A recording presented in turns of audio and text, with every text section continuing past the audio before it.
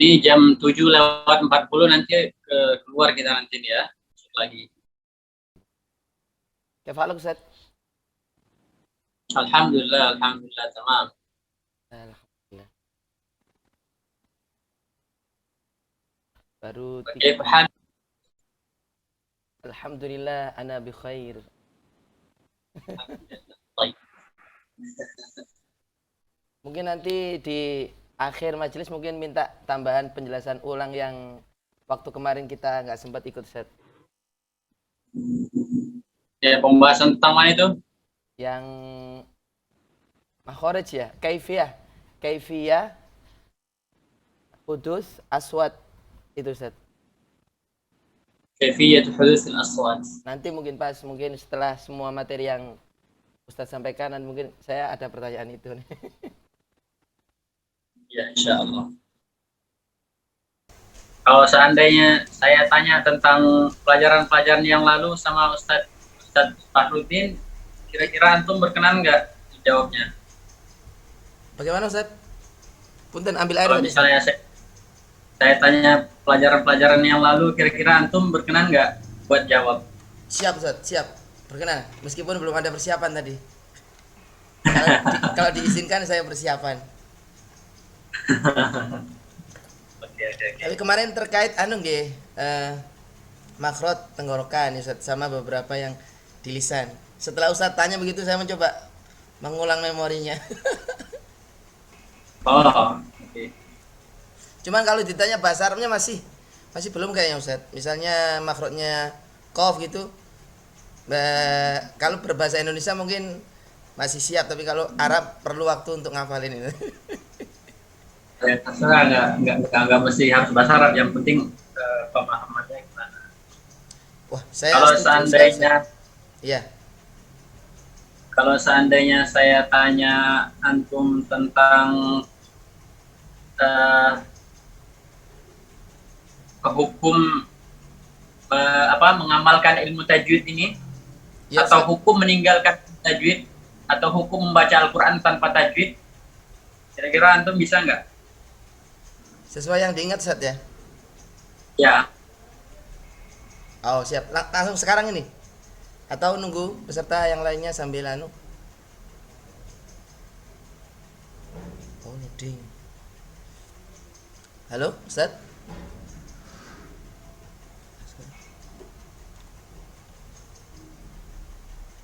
Halo, Ustaz? ya, tafadhol. Oh, siap, siap. Ya. Bismillahirrahmanirrahim. Hukum untuk memakai apa ya? Tadi pertanyaannya gimana, Ustaz? Assalamualaikum. Waalaikumsalam warahmatullah. Apa Ustaz? Saya dengarkan. Iya, bisa. Saya tadi terkendala di sinyal, Ustaz. Baik, Ustaz. Iya. Nah, Jawaban perihal tentang menggunakan ilmu tajwid di dalam baca Al-Quran, Ustaz ya. ya. Perihal yang pertama adalah tentang makhorijul huruf. Maka kalau tidak menggunakan makhorijul huruf, maka hukumnya haram. Ya. Kemudian terkait dengan kesalahan di sifat, apabila kita membaca Al-Quran dengan sifat yang itu bisa merubah kepada hayyizihi, atau apa itu istilahnya, saya lihat teksnya, maka itu haram. Ya. Ya. Nah, kemudian terkait dengan sifat tazyiniyah, maka ada beberapa perincian bagi orang yang sudah bagus bacanya dan sudah memahami, tahu ilmunya. Kalau tidak dipraktekkan maka dia mu'iban Ustaz ya, mu'iban lahu ya Ustaz ya. Ya, ma'ib bi fathil mim. Ma'ib lahu, yakni itu cacat bagi dia. Tapi bagi orang yang biasa, nah itu yang saya lupa Ustaz. Kalau yang orang biasa yang sudah berusaha nggak pakai tajwid itu lupa. Kemudian terkait dengan apabila seseorang sedang talaki kepada syekh, tidak boleh ada kesalahan tahsiniyah. Jadi harus benar-benar sempurna. ketika bertalaki kepada Syekh. Itu jawaban saya, Ustaz.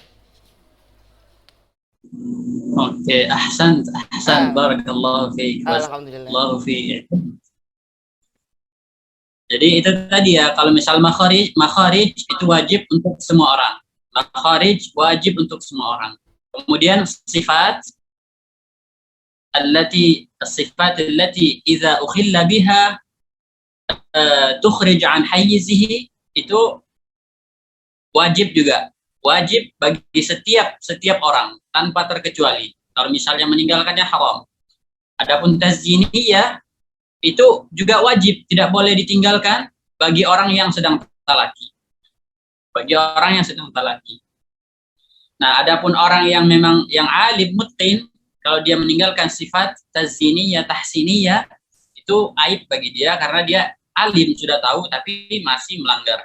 Kemudian kalau orang awam, orang biasa, dia kalau dia meninggalkan yang sempurna, meninggalkan yang paling bagus, itu tidak mengapa karena dia orang awam, orang biasa. Oke, sekarang kita lanjut ya, masuk ke pembahasan kita hari ini ya. Kita langsung aja supaya tidak membuang-buang waktu. Bismillahirrahmanirrahim. Alhamdulillahirabbil alamin. Wa bihi nasta'in ala umuri dunya waddin. Wassalatu wassalamu ala al-mab'uthi rahmatan lil alamin. سيد الأولين والآخرين سيدنا محمد عليه أفضل الصلاة وأتم التسليم وعلى آله وأصحابه وأزواجه وذرياته وآل بيته ومن اتبع هديه إلى يوم الدين.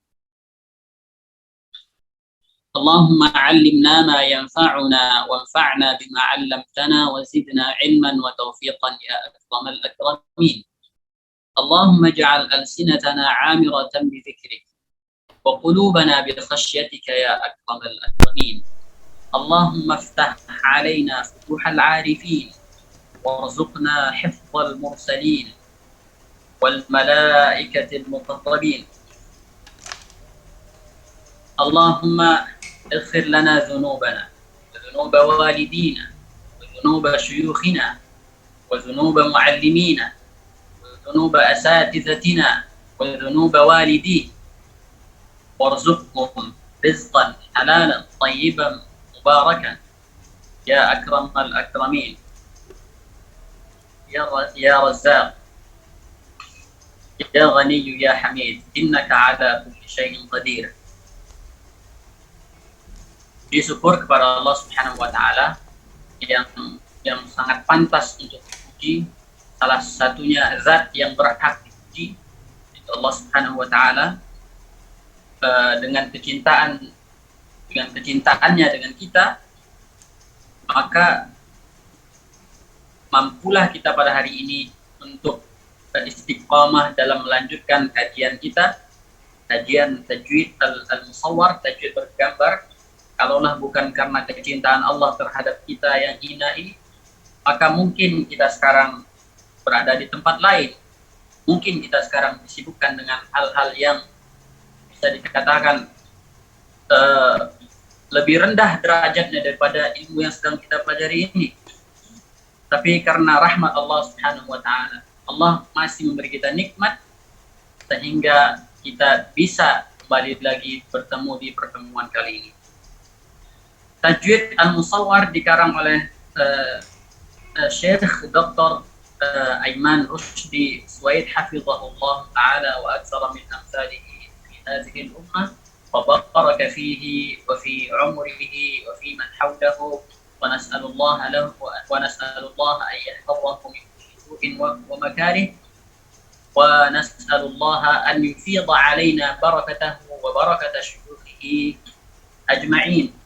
ونسأل الله أن يجمعنا به مع الأنبياء والمرسلين في الفردوس الأعلى يا مجيب السائلين.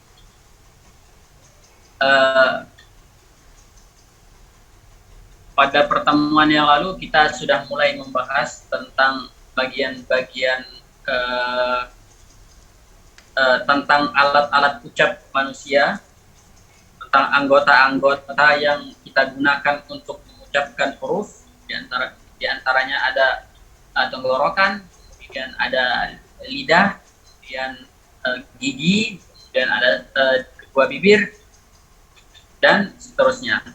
Kita sudah membahas semua bagian-bagian ini, dan juga kita kemarin sudah mulai membahas makharij al-halq, makhraj yang berada pada tenggorokan. Di sana ada 3 makhraj. Ada aqsal halq, tenggorokan terbagi menjadi 3. Ada pangkal tenggorokan, kemudian ada wasatul halq, ada tengah tenggorokan, ada adnal halq, ada tenggorokan paling atas, paling dekat. Kemudian kita juga beralih ke makhraj yang berada di pangkal lidah, yaitu makhrajul qaf. Kemudian kita juga telah membahas makhraj yang keluar dari aqsal al-lisan, aqsal lisan. Ada 2 makhraj dari aqsal lisan, yaitu al-qaf wal kaf. Qaf keluar dari aqsal halq, aqsal lisan, afwan, aqsal lisan ma'a ma yujawirihi min al-hanak al-lahmi, pangkal lidah dengan langit-langit lembut. Kemudian setelah itu ada al-kaf, al-kafu takhruju min aqsal al-lisan, min aqsal lisan ma'a ma yujawirihi, ma'a ma yujawiruhu min al-hanak al-lahmi wal-azmi. Huruf kaf keluar dari pangkal lidah bersamaan dengan bertemu dengan langit-langit lembut dan langit-langit keras. Kemudian setelah itu kita juga telah berbicara tentang makhrajul jim, jim, washin, walya. Dan makhraj ini, yang 3 ini, jim, shin, ya, keluar pada satu makhraj, yaitu wasatul lisan ma'a wasati al-hanak al-azmi, tengah lidah dengan tengah-tengah langit-langit keras. Nah, setelah makhraj jim, shin, dan ya, kita juga kemarin sudah melihat perbedaan antara letak posisi lidah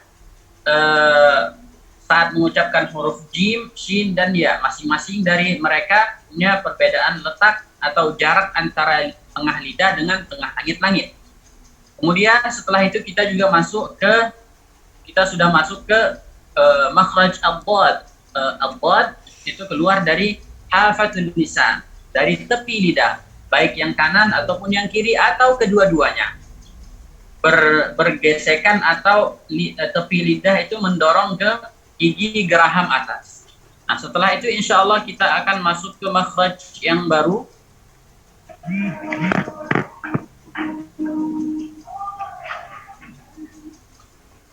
Kita akan masuk ke makhraj yang baru biiznillah ta'ala.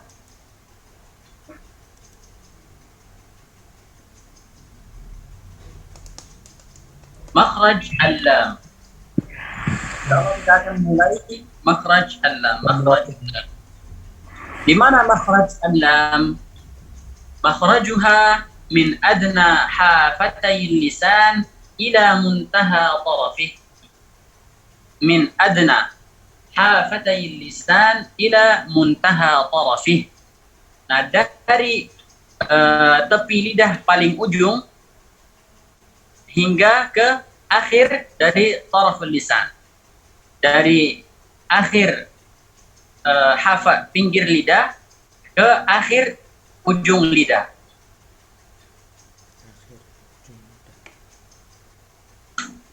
Ini dia fotonya. Al-hayyizul ladzi tashghaluhu al-lamu min hafatay lisani. Yang pertama itu dari adnal hafa. Adnal hafa. Kemudian sampai ke muntahal hafa. Hayyizul lam min adna hafatay lisani ila muntaha tarafihi ma'a ma yuhadhihima min al-hanaki al-a'la. Jadi di sini ada foto langit-langit, bagian atas. Nah, yang diwarnai dengan warna kuning itulah makhraj yang digunakan lam. Lidah bersentuhan dengan langit-langit seperti itu bentuknya, melengkung seperti tanda kurung. Nah, jadi kalau kebanyakan dari orang Indonesia itu tidak pada saat mengucapkan huruf lam itu terkadang bunyinya agak aneh. Karena kenapa? Karena hanya menggunakan menggunakan ra'sul lisan. Ra'sul lisan itu paling ujung dari bagian lidah. Tidak menggunakan adnal hafa. Adnal hafa dia tidak sentuhkan ke langit-langit atas, hanya menyentuhkan ujung lidah. Dia bikin lidahnya kayak seperti runcing gitu. Kemudian lidahnya agak dilengkungkan sehingga suara lamnya agak aneh. Contohnya ada yang mengatakan al, la, seperti itu. Itu di dalam bahasa Arab itu makhraj lam seperti itu tidak benar. Yang benar itu adalah dengan menggunakan ujung dari tepi lidah hingga ke ujung lidah itu sendiri. Contohnya alla, alli, allu. Nah, jadi posisi lidah itu melebar, tidak mengerucut.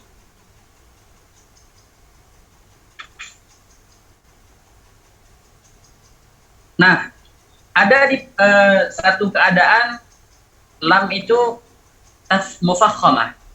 Nah, ada di satu keadaan juga, di keadaan yang lain lam itu muraqqaqah. Nah, di sini ada perbandingan antara al-lamul mufakhamah wal lamul muraqqaqah. Muqaranatu baina al-lamil mufakhamati wal lamil muraqqaqah. Perbandingan antara lam mufakhamah dan lam muraqqaqah. Apa kata beliau, kata Dr. Aiman hafizahullah? Yusahibul lam al-mufakhamata taqa'urun liwasatil lisani wa tadayyuqun fil halqi bi khilafil muraqqaqah. Nah, ketika lam mufakhamah itu disebutkan ada seperti lengkungan di tengah-tengah lidah. Ada lengkungan di tengah-tengah lidah. Wa tadayyuqun fil halq, dan tenggorokan itu menyempit. Seperti pangkal lidah itu kayak dibawa ke belakang sehingga menyebabkan penyempitan pada tenggorokan. Nah, bi khilafil muraqqaqah, tetapi ketika lam itu muraqqaqah, maka posisi lidah tidak melengkung dan pangkal lidah tidak naik ke atas. Ini perbandingannya. Pada saat kita mengatakan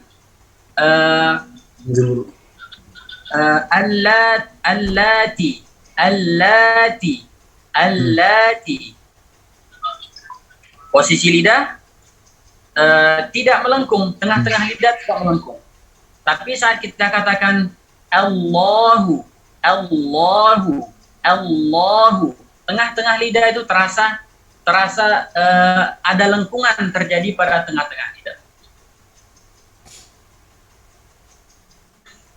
Nah, selanjutnya setelah Allah itu ada makhraj an-nun. Setelah makhraj Allah ada makhraj an-nun. Wan-nunu min talafihi tahtu ja'aluhu, kata Imam Al-Jazari. Nah, di mana makhraj an-nun? Di sini kata Dr. Aiman hafizahullah, makhraj an-nun حرف النون تخرج من طرف اللسان مع ما يحاذيه من اللثة تحت مخرج اللام بقليل. Nah, adapun nun keluar dari ujung lidah. Keluar dari ujung lidah bersentuhan dengan al-lisah.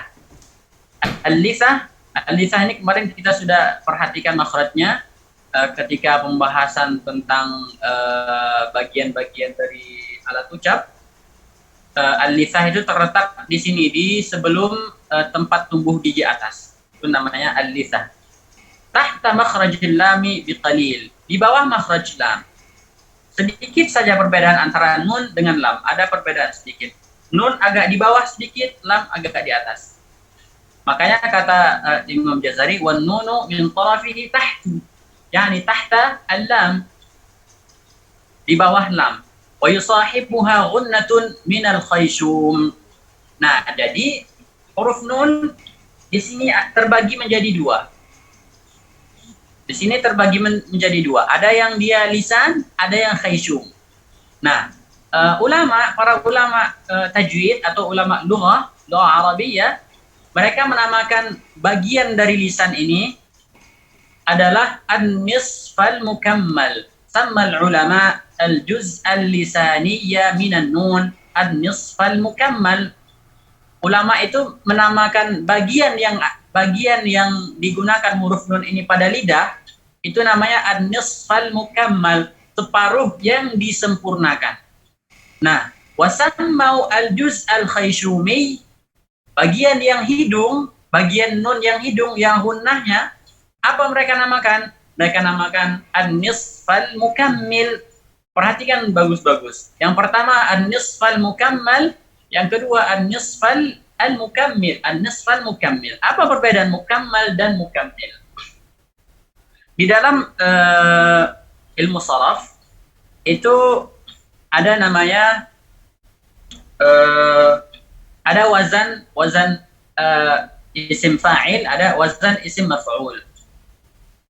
Nah, kalau misalnya fiil yang biasa itu kalau pada saat fa'il itu seperti wazannya fa'il.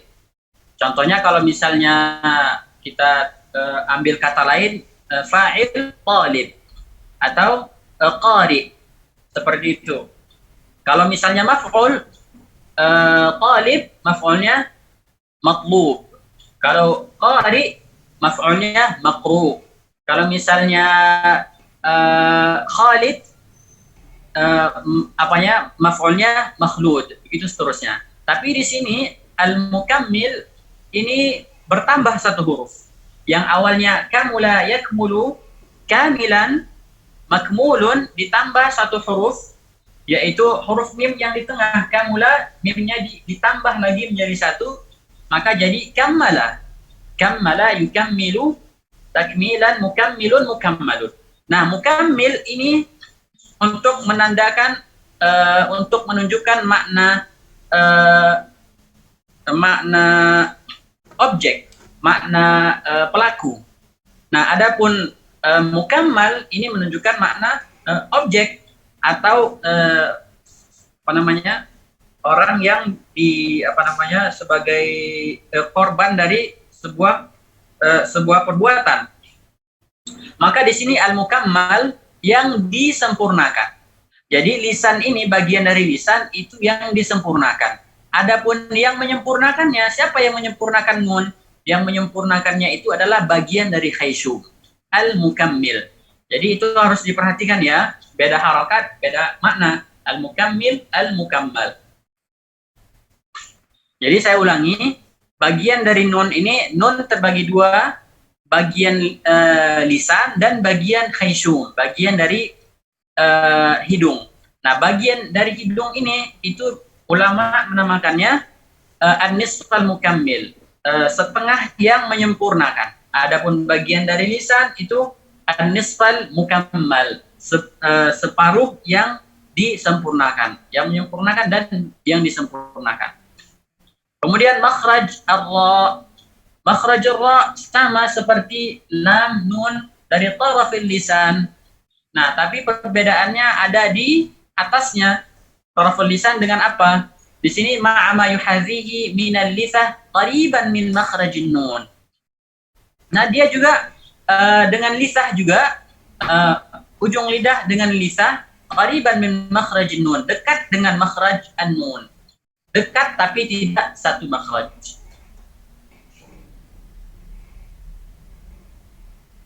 Kemudian kita lihat di sini ada al-fajjuh, ada seperti rongga.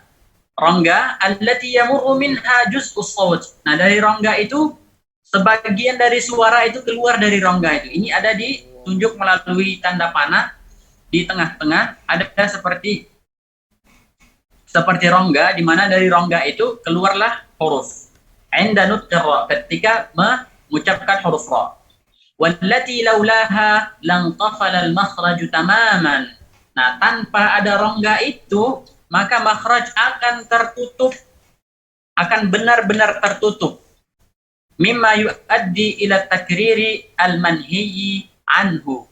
Nah, ketika tengah-tengah itu tadi, rongga tengah-tengah itu ketika tertutup, itu maka makhrajnya bakal tertutup secara sempurna. Kemudian itu juga bisa menghasilkan takrir yang itu dilarang oleh para ulama. Contohnya pada saat kita mengatakan nah, seperti itu. Itulah yang disebabkan kalau misalnya tengah-tengah dari lidah itu, tengah-tengah dari depan ya, bukan dari samping. Tengah-tengahnya kalau misalnya tidak kita beri ruang di situ, itu bisa menyebabkan takrir yang dilarang oleh ulama. Mungkin bisa kita katakan ar-ra yang benar itu seperti ini. Allah, Allah, Allah, Allah, ar-rajim, ar-rajim, ar-rahman, ar-rahman, ar-rahim, ar-rahim, ar-rahim. Seperti itu. Nah, di sini juga lam sama halnya dengan ra sama dengan lam. Terkadang dia mufakham, terkadang dia muraqqaq. Nah, kita lihat di sini perbedaan antara mufakham dan muraqqaq.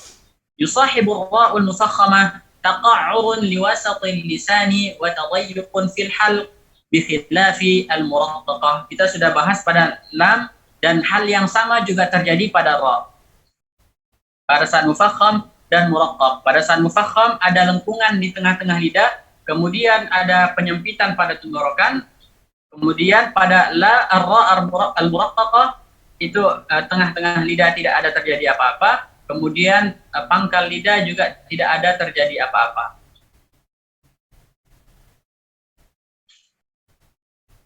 Kemudian kita lanjutkan dengan makhrajut ta wad dali wat ta. Makhrajut ta'i wad dali wat ta. At-ta'u wad dali wat ta.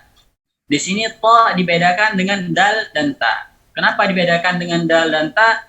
Karena sebenarnya dari segi lidah, dari segi ujung lidah, taraful lisan ma'a usulis thanaya al-ulya.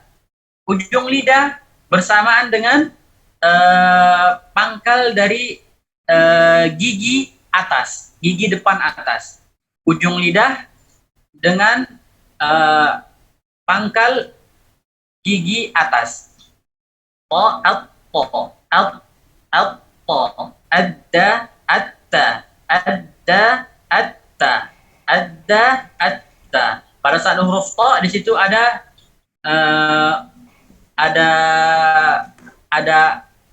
penaikan di pangkal lidah, tapi pada ad-dal wa ta itu tidak ada penaikan pada pangkal lisan. Hanya itu perbedaannya. Kemudian kita lanjut makhraj as-sadi was-sini waz-zai. As-sad was-sin waz-zai. Di mana keluar makhraj ketiga huruf ini? Makhraj ini keluar, huruf ini keluar dari muntaha tarafil lisan, dari ujung dari lidah, ujung dari ujungnya lidah. Ma'a asfalis safhatid dakhiliyah, bersamaan dengan permukaan bawah dari permukaan bawah yang bagian dalam bagi gigi bawah, gigi depan tapi yang bawah. Fayakhruju as-sawtu min fawqiha marran baina thanaya al-ulya was-sufla. Mungkin bisa kita katakan assa, assa, azza, azza, assa, assa, assa. Bunyi desis tiga huruf ini sama persis, tidak ada perbedaan, Dan posisi bibir juga sama, tidak ada perbedaan, hanya saja perbedaan terjadi pada pangkal lidah. Perbedaan hanya terjadi pada pangkal lidah. Dan di sini kesalahan yang sering terjadi pada saat mengucapkan huruf as-sad, di kebanyakan orang, mayoritas orang, bahkan dari para pengajar juga, itu kesalahannya adalah karena ingin mentafkhimkan huruf sad, itu ada sedikit efek pada kedua bibir. Dia memajukan kedua bibirnya supaya memenuhi tafkhim pada sad. Padahal sebenarnya itu tidaklah benar, itu tidak benar. Tafkhim itu menurut para ulama bukanlah dhammu syafatain. Tafkhim itu bukan cara untuk menebalkan huruf, itu bukan memajukan kedua bibir, tapi dengan mengkondisikan pangkal lidah. Nah, ketika pangkal lidah sudah diatur dengan benar, itu bisa mengeluarkan tafkhim dan juga bisa mentarkibkan huruf. Seperti itu. Kemudian makhraj al-dha wal-dhal was-sa. Al-dha wal-dhal was-sa. Keluarnya juga sama dari taraful lisan, bukan dari ra'sul lisan ya. Jadi semua tadi bukan dari ra'sul lisan, semuanya dari taraful lisan. Taraful lisan ma'a atrafi as-sanaya al-ulya. Ujung lidah dengan ujung gigi atas. Ujung gigi atas, ujung gigi depan atas. Az-za, az-za, as-sa, al-dha, al-dha, az-za, as-sa, al-dha. Itu perbedaannya. Perbedaan juga terjadi pada pangkal lidah. Adapun pada zal dan sa, itu kondisi lidah itu kondisi dalam keadaan normal. Kemudian ada makhraj al-fa. Makhraj al-fa keluar dari huruf fa, keluar dari batin asy-syaffah as-sufla, perut bibir bawah, ma'a atrafi ats-tsanaya al-ulya, bersamaan dengan ujung gigi depan atas. Affa, affa, affu, affu, affi, affi, seperti itu. Kemudian al-waw, al-waw ghair maddiyah, waw yang bukan mad. Apa bagaimana waw ini keluar? Bindhimam syafataini ilal amam, dengan memajukan kedua, dengan membulatkan kedua bibir atau memajukan kedua bibir ilal amam, ke depan, ma'a irtifa'i aqs.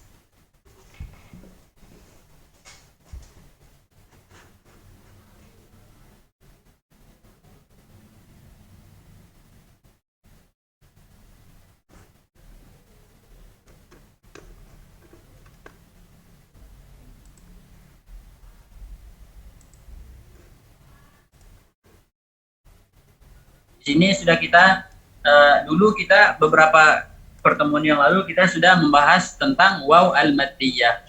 Waw al-maddiyah itu keluar dengan ihtizaz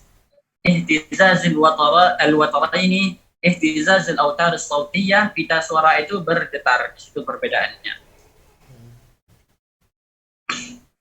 Kemudian makhrajul ba. Makhrajul ba bintibaqi asy-syafataini ala ba'dihima. Ba keluar dengan mengatupnya kedua bibir. Kedua bibir mengatup. Abba, dan seterusnya. Insyaallah ini gampang. Kemudian makhrajul mim bintibaqi asy-syafataini, dengan mengatupkan kedua bibir sama seperti ba, tapi perbedaannya adalah wa yusahibu dzalika ghunnatun minal khayshum. Nah, ketika mengucapkan mim ada gunnah dari khayshum. Ada gunnah dari khayshum. Tammal ulama'ul juz' asy-syafawiyya minal mim nisf al-mukammal. Sama seperti nun. Nun tadi pada bagian lisan, ulama menamakan itu an-nisf al-mukammal. Begitu juga dengan huruf mim. Bagian bibir mereka namakan, para ulama menamakan an-nisf al-mukammal, setengah yang disempurnakan, Kemudian bagian hidung itu adalah an-nisfa al-mukammil, setengah bagian yang menyempurnakan. Jadi yang menyempurnakan makhraj mim dan nun itu adalah hidung. Nah, tanpa ada makhraj gunnah, tanpa ada gunnah, itu mim dan nun itu tidak sempurna.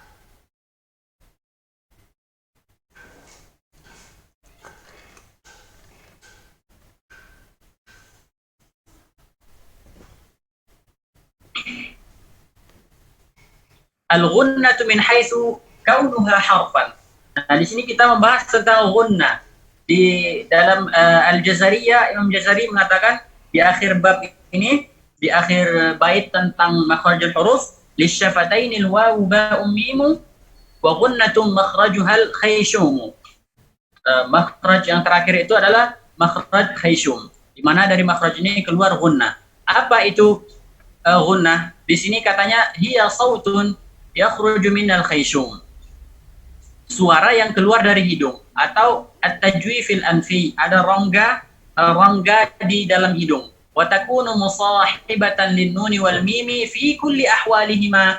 Gunnah tidak akan terpisahkan dengan nun dan mim di setiap keadaan. Illa anna tulaha yakhtalifu bihasabi wad'ihima kama sayati fi bahthi azminati al-ghunan. Nah, tapi perbedaannya itu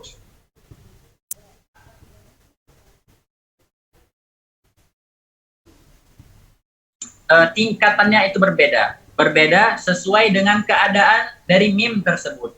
Dan insya Allah kita akan bahas gunnah ini.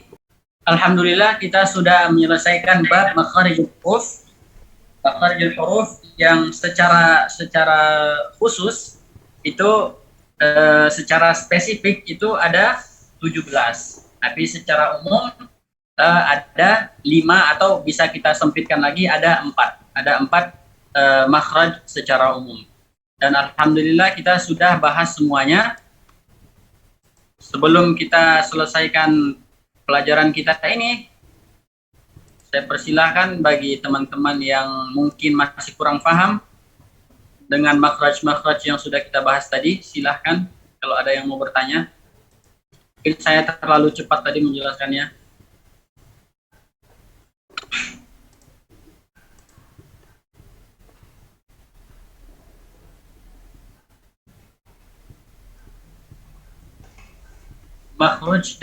Maksud dari nisfal mukammal dan mukammil karena apa? Karena ada gunnahnya.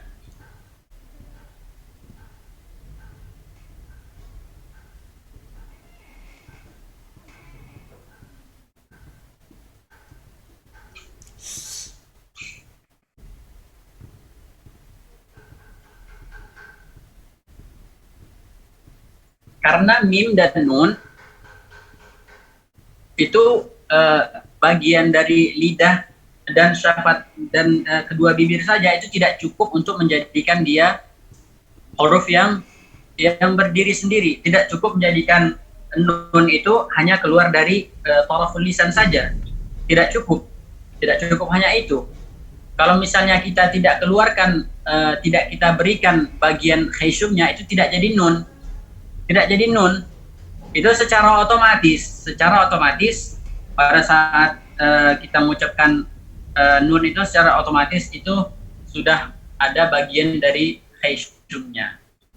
Pada saat kita katakan an itu sudah otomatis sudah ada terjadi, sudah ada keluar makhraj nunnya, keluar bagian gunnahnya sudah keluar. Pada saat kita katakan am itu secara otomatis sudah ada bagian gunnahnya sudah ada. Gitu.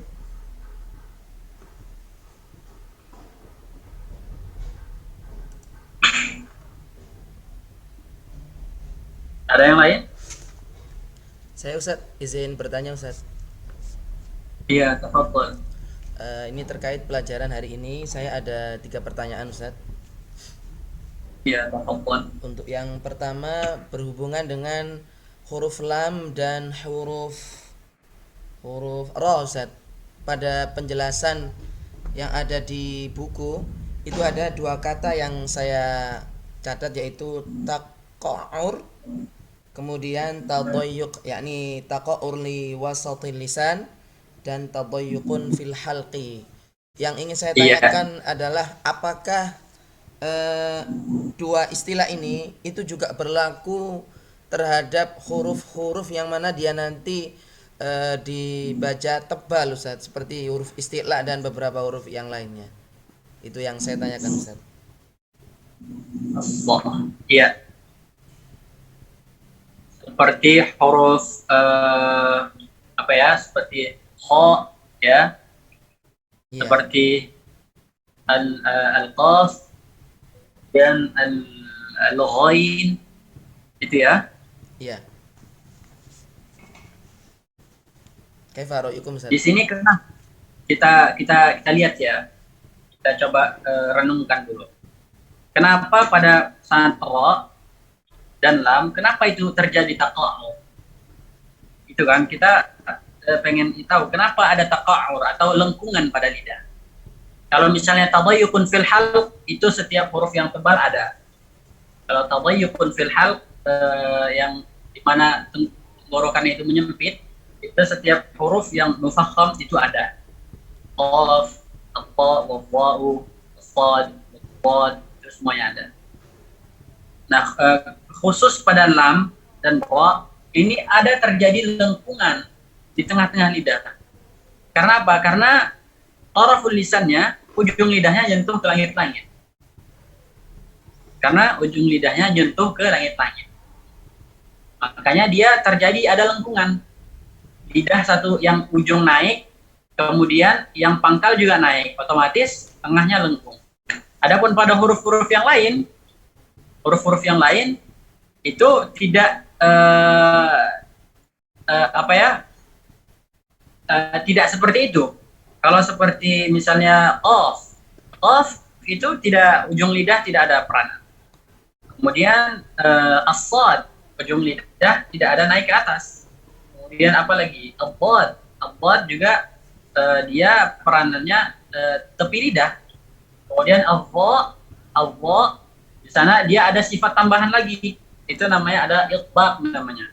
Huruf-huruf at-ta, wa-dha, wa-dad, as-sad itu ada tambahan sifat yang lebih kuat lagi daripada takhim, namanya itbaq. Nah, itu yang membuat perbedaannya. Tapi yang lengkungan pada tengah lidah itu hanya pada lam dan ra. Siap. Terima kasih Ustaz atas Insyaallah jawabannya. pada sifat huruf kita bakal lihat nanti insyaallah. Nah Ustaz, siap Ustaz. Saya lanjutkan untuk pertanyaan kedua yang Ustaz. Enggak apa-apa Ustaz, dua pertanyaan lagi. Ya, pada penjelasan tentang makhraj huruf nun itu ada penjelasan bahwa dia nun itu tahta makhrajil lam. Jadi waktu Ustaz tadi jelasin itu saya coba untuk gerayang-gerayangi kata orang Jawa itu. Jadi saya coba mempraktekkan secara langsung tadi sehingga saya muncul pertanyaan begini Ustaz. Posisi tahta makhrajil lam itu apakah ujung lidahnya itu dekat dengan bibir atau lebih jauh dari bibir, atau tahta makhrajil lam itu ujung lidahnya huruf nun itu jauh dari tenggorokan atau dekat dari tenggorokan Ustaz. Mungkin Ustaz memberikan penjelasan yang lebih sempurna karena saya kebayangnya begitu Ustaz. Syukran Ustaz. Ini masalah ini ya, apa namanya? Tentang apa? Jaraknya dari tenggorokan dan jaraknya dari bibir gitu ya. Maksud saya kalimat tahta itu, tahta makhrajil lam itu seperti apa dia posisinya Ustaz? Karena kita tahu sendiri ujung kalau naik ke atas, kalau nunnya itu di bawah lam berarti lamnya itu di atas, kan ngoten Ustaz? Iya. Itu yang membuat saya masih berpikir, tahta itu aslinya posisinya di mana? Kok enggak di bawah yang mana gitu? Enggak, karena dia lam, berarti lamnya itu ada di atas, gitu maksud saya gitu Ustaz. Kayak Ustaz, al-bayan Ustaz. Syukran. Itu makhrajnya nggak jauh beda ya, nggak jauh beda. Mungkin kita kembali balik ke bagian yang kemarin. Oke. Nah, ini sebagai penjelas ya. Tadi kita bahas tentang makhraj al-lam wan nun war ra kan, ra yang terakhir kan? Oh iya Ustaz. Ra yang terakhir. Sekarang kita pengen lihat nih. Kita pengen lihat. Kalau misalnya lam itu katanya keluar dari Pinggir lidah. dari ujung lidah adna hafatay lisan ila muntaha tarafihi. Bersamaan dengan hanak al-a'la katanya. Minal hanakil a'la. Hanakil a'la ini dia. Muqaddamul hanak. Muqaddamul hanak di sini adalah berarti alam keluar dari ini. Yang bagian yang ditunjuk oleh anak panah ini muqaddamul hanak. Siap Ustaz. Depannya, di depannya. Bukan muqaddam ya. Di depannya. Kemudian ketika makhraj ini keluar, makhraj yang selanjutnya wan nunu min tarafi tahtu, di bawahnya maksudnya ini kita naik agak ke lisah. Maksudnya di bawah itu naik ke lisah. Naik ke lisah. Apa katanya di sini ketika makhraj an-nun? Makhraj an-nun katanya keluar dari taraf lisan ma'a ma yuhadhihi minal lisah. Al-lisah. Itu yang ditunjukkan oleh anak panah itu, disitulah keluar makhraj an-nun. Keluar makhraj an-nun. Nah, adapun ra dia dekat sekali dengan makhraj an-nun. Hanya setelah nun itu, setelah nun sedikit atau mungkin tepat pada makhraj an-nun. Soalnya makhraj al-lam war ra wan nun ini makhrajnya sangat dekat sekali. Bahkan ada ulama yang menjadikannya satu makhraj. Saya lupa itu siapa namanya. Itu menurut beliau makhraj huruf ini ada 14. Kita sekarang membahas makhraj huruf ada 17. Nah, ada di sana mereka yang menganggap makhrajul huruf itu ada 14. Lam, ra, dan nun mereka jadikan satu makhraj. Sama seperti al-dha'u wal-dhalu wa-tha, atau as-sadu wal-zayu was-sin. Atau juga al-jim washin wal-ya itu satu makhraj. Mereka jadikan lam dengan nun dengan ra ini satu makhraj. Perbedaannya sangat dikit. Perbedaan tempatnya itu sangat dikit sekali. Bahkan kalau misalnya kita yang tidak belajar kayaknya sama aja. Al itu sama saja.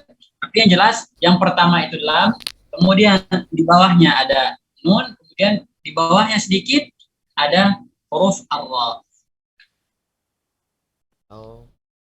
Siap. Nah, Ustaz. Syukran Ustaz atas jawabannya Ustaz.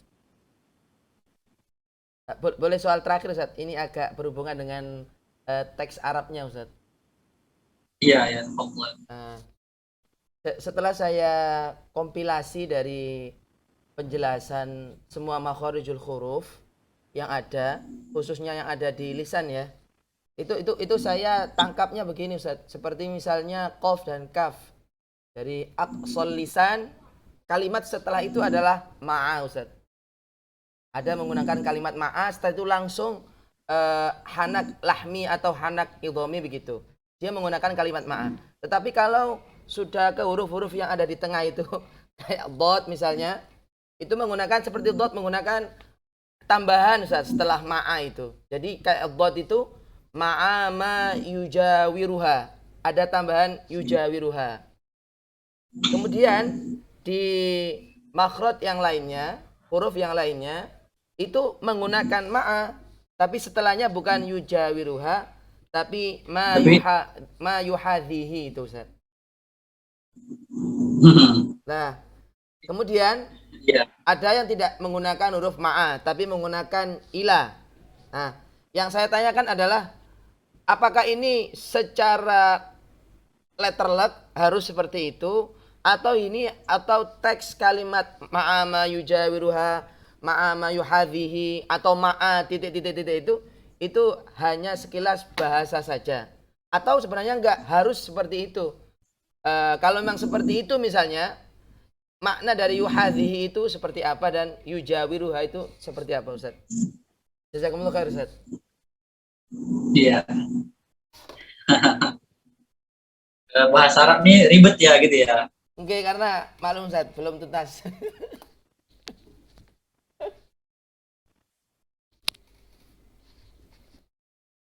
Itu sebenarnya apa ya? Dia itu bahasa itu kadang susunannya itu bisa berbeda-beda. Tapi itu tergantung ini juga, tergantung fiilnya juga. Kalau misalnya makhraj apa dhad misalnya kan, apa katanya pada makhraj dhad min hafa al-lisan ma'a ma yujawiruha, bersamaan dengan apa yang yujawir itu apa yang apa namanya? Yang ber yang ber berdampingan, yang berdamping, kayak dia itu berada di pinggir gitu, di samping, di samping. Itu mana di samping. Jawara yujawiru itu di samping. Ketika antum melihat makhraj dhad itu keluar dari mana? Dari pinggir lidah kan. Nah, di pinggir lidah itu di pinggirnya apalagi di sampingnya lagi. Itu kan langsung berdampingan dengan apa, gigi geraham. Makanya dipakai kata yujawir. Kalau misalnya saya katakan apa ya? Yuhadhihi. Bijiwari, jalasa sadiqi bijiwari. Jalasa sadiqi atau zamili atau rafiqi atau jalasa abi bijiwari. Berarti teman saya atau ayah saya duduk di samping saya. Di samping itu kan, paham nggak di samping kan? Nah, tapi kalau misalnya yuhadhi kita lihat yuhadhi. Itu pada makhraj apa yang dikatakan yuhadhi itu? Seperti makhrajnya. Ini makhraj ar-ra ya. Iya, Ustaz. Ar-ra, an-nun. Kemudian juga ini al-lam, lam wa-ra wa-nun itu dikatakan yuhadhi. Katanya kan seperti itu kan? Iya, Ustaz. Yuhadhi itu bisa kita lihat. Itu posisi lidah ke langit-langit itu posisinya gimana? Posisinya nggak nyamping. Posisinya dari bawah ke atas. Makanya dipakai kata yuhadhi. Yuhadhi. Seperti itu ya. Kemudian apa lagi? Kayaknya cuma itu.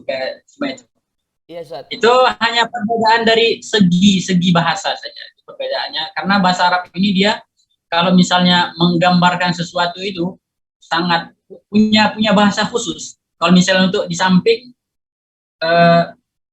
mereka gunakan kalimat yujawir. Kalau misalnya dari atas atau berhadapan itu mereka katakan itu yuhadhi, seperti itu. Itu salah satu kelebihan bahasa Arab.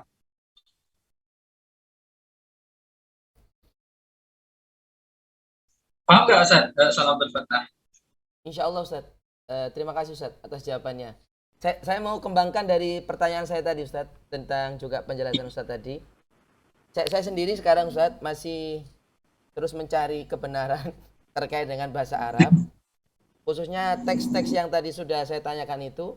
Saya sampai sekarang belum punya referensi yang mantap untuk saya gunakan di dalam menjelaskan teks Arab. Sehingga saya mau kembangkan pertanyaan saya tadi kepada pertanyaan seperti ini, Ustaz. Misalnya kalau ada kamus, misalnya saya memiliki kesulitan dalam menjelaskan sebuah kata dalam bahasa Arab. Saya ingin menerjemahkannya ke dalam bahasa Indonesia, Ustaz. Sedangkan kamus yang ada saat ini yang mungkin umumnya dipakai oleh para mutarjim di Indonesia adalah mungkin seperti kamus Munawir, kamus Asri. Lah, yang ingin saya tanyakan ke Ustadz sekaligus juga pengalaman Ustadz di Mesir. Mungkin ada beberapa nama yang saya tahu seperti kamus Lisanul Arab, kemudian ada kamus Munjid, Ustadz ya. Iya.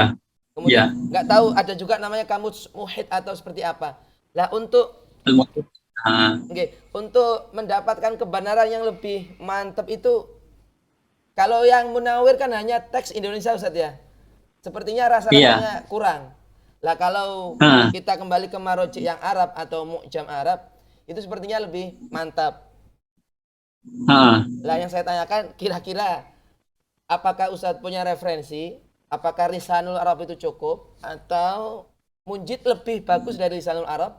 Atau sebenarnya cukup Muhid saja untuk menjelaskan misalnya teks-teks yuhadhihi, yujawiruha seperti itu Ustadz. Syukran Ustadz. Oh, yang sampai kepada kita yang sering saya temui ya, yang sering misalnya kalau kita baca-baca buku kemudian tiba-tiba kita nemu satu istilah, kemudian si penulis buku pengen menguraikan makna dari kata ini secara bahasa, kemudian secara istilah, kemudian secara bahasa disebutkan ini asalnya ini, misalnya eh, kata zahaba asalnya zal ha wal ba, kemudian diartikan maknanya, kemudian biasanya dicantumkan sumbernya Lisanul Arab Ibnu Manzur katanya. Iya, iya Ustadz. Biasanya yang saya dapati itu pada Lisanul Arab kebanyakan. Kemudian juga ada mungkin Mu'jamul Al-Wasit, mungkin ada Al-Wasit juga.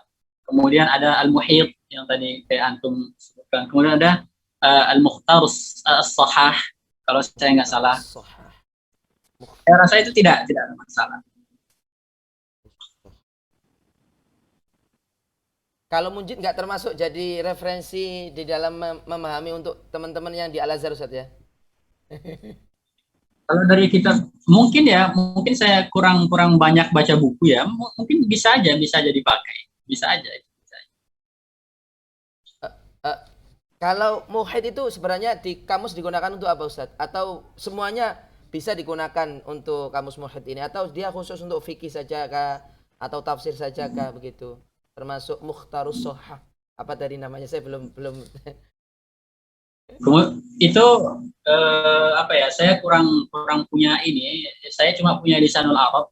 Tapi Oh, masing-masing apa itu masing-masing kamus atau masing-masing mu'jam itu punya kelebihan sendiri atau punya ciri khusus sendiri. ah, Kayak misalnya apa ya? Lisanul Arab. Lisanul Arab ini kalau kita mau nyari nyari huruf nyari kata itu, kita nggak nyari huruf awalnya. Misalnya katanya zahaba kan? iya Ustadz. Zahaba. Kita bukan cari di huruf zal tapi huruf ba. Seperti itu. Zahaba. Oh, dibalik Ustadz ya? Ya, dibalik. Oh, alah makanya saya bingung ya. Iya, itu Oh, ada. Waktu kemarin kita pas belajar ini ya, belajar bahasa itu di markas bahasa, itu ada seputar tentang bagaimana pas belajar sorof ya. Di belajar sorof itu kita diajarkan bagaimana cara melihat asal dari sebuah kata ini apa. Asal dari sebuah kata. Kalau misalnya kayak tadi yuhazi, yuhazi ini asalnya apa? Asalnya itu haza, yuhazi, haza. Nah di tengah-tengah hazanya kan ada haza, di tengah-tengahnya ada alif. Alif ini asalnya apa? Apakah asalnya ya atau asalnya asalnya wow? Kalau misalnya kita harus tahu nih, oh ternyata asalnya wow, asalnya hawaza, hawaza, seperti itu. Atau haza, haza, atau haza, haza, kemudian ditambah alif, haza, haza, seperti itu. Berarti alifnya tambahan, haza, yahzu, hazwan. Oh berarti asalnya haza, asalnya hazawa. Ternyata alif yang di akhir ini asalnya adalah wow. Maka kita buka kamus, kita buka pada bab misalnya apa kalau misalnya di dalam lisan Arab kita buka huruf waw karena dia hazawa, kita buka huruf waw, kemudian kita carilah dapat nanti hazawa, kemudian dapat itu semua ininya apa, semua bentuk kata yang bisa dikembangkan dari kata haza tadi, kayak haza, banyak lagi itu. mantap Ustadz. Ya perlu ini perlu pembahasan ini, kita kayak perlu perlu pembimbing yang benar-benar mantap di dalam ini. Kalau misalnya tentang kamus ini, kita harus ada yang benar-benar paham tentang bahasa untuk membahas itu. Hmm. ini saya harus minta maaf ke Mbak Erni Ustadz karena beliau ada pertanyaan. Tapi izinkan saya Iya, tafadhol. menambahi satu pertanyaan dulu. Maaf Mbak Erni ya. Khusus di makhrajnya yang syafatain itu Ustadz, itu kan menggunakan langsung fiilnya dia. Misalnya indimam, kemudian juga apa tadi wawu misalnya.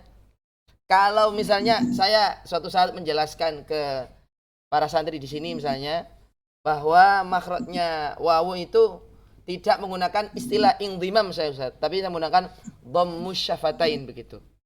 Apakah itu bisa Ustaz? Bisa, bisa. Oh bisa nggih? Ah ya Allah, alhamdulillah. Makasih banyak Ustaz. Iya. Mohon maaf Mbak Erni. Insya Allah bisa, insya Allah bisa-bisa aja itu.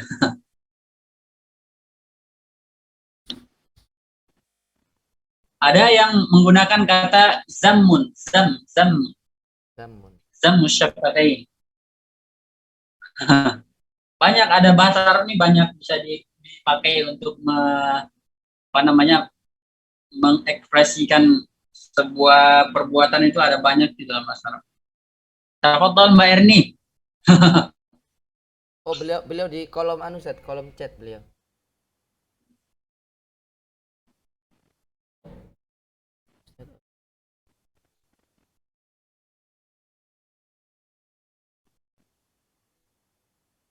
Saya menghafalkan huruf Kenapa huruf ra tidak dimasukkan ke sifat al-isti'la? Di sini apa ya? menghafalkan Imam Jazari ada bilang gini, wa huwa i'ta'ul hurufi haqqaha min sifatin laha wa mustahaqqaha. Di sini Imam Jazari tentang sedang membahas tajwid. Tajwid itu kata beliau i'ta'ul hurufi haqqaha min sifatin laha wa mustahaqqaha. Hak sama mustahak. Hak sama mustahak. Haknya huruf itu apa? Haknya huruf itu makharij dan sifat. Makharij dan sifat. Nah, sifat ini ada yang hak, ada yang mustahak. Haknya huruf itu, ada yang haknya huruf itu, ada yang mustahaknya huruf itu. Kalau misalnya hak huruf itu namanya sifat zatiyah. Sifat zatiyah. Itu hakul huruf, sifat zatiyah, makharij, sifat az-zatiyah. Contohnya apa? Kalau misalnya pada qaf itu haknya dia, makhrajnya pada itu tadi pangkal lidah dengan langit-langit lembut. Nah, haknya dari sifat apa? Isti'la.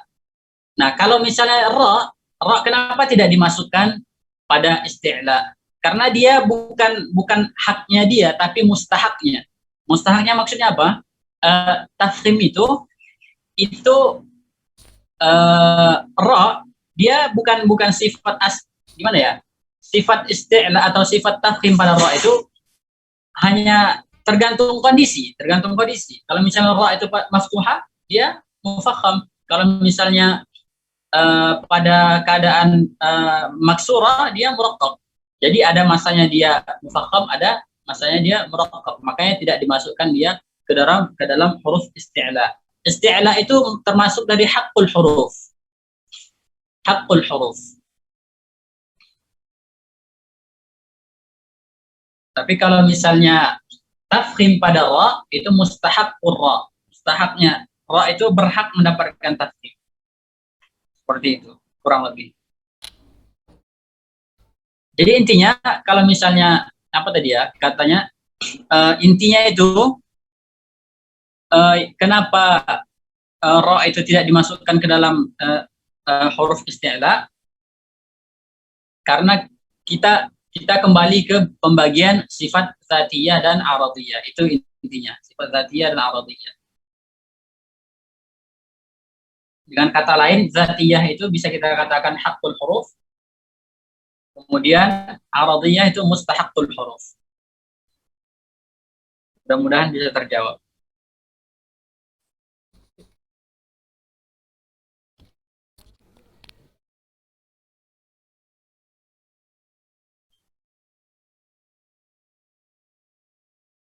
Karena sudah habis ya pertanyaannya, kita tutup aja kalau misalnya sudah habis.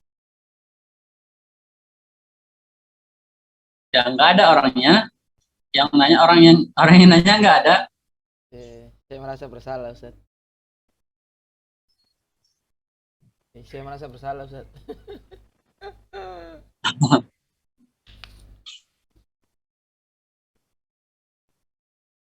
Mbak Rizka gimana? Atau ini Ustaz Ahmad Lutfi? Kalau tidak ada pertanyaan, insya Allah bakal kita tutup. Ustaz Afwan, yang tadi itu maksudnya karena huruf ro itu ada dia bagiannya itu tipis gitu. Iya. Makanya kenapa nggak dimasukin ke istilah gitu. Iya. Makanya tidak dimasukkan ke istilah.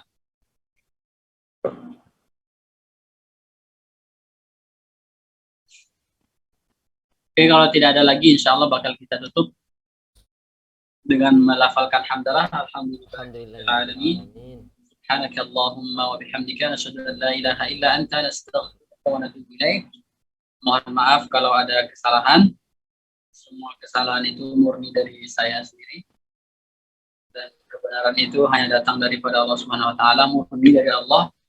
Mudah-mudahan kita tetap istiqomah dalam ini pembahasan tajwid bisa sampai selesai insya Allah. Dan saya ucapkan terima kasih kepada teman-teman semua yang sudah meluangkan waktunya untuk bergabung. Mudah-mudahan bisa istiqomah sampai ke pertemuan terakhir insya Allah.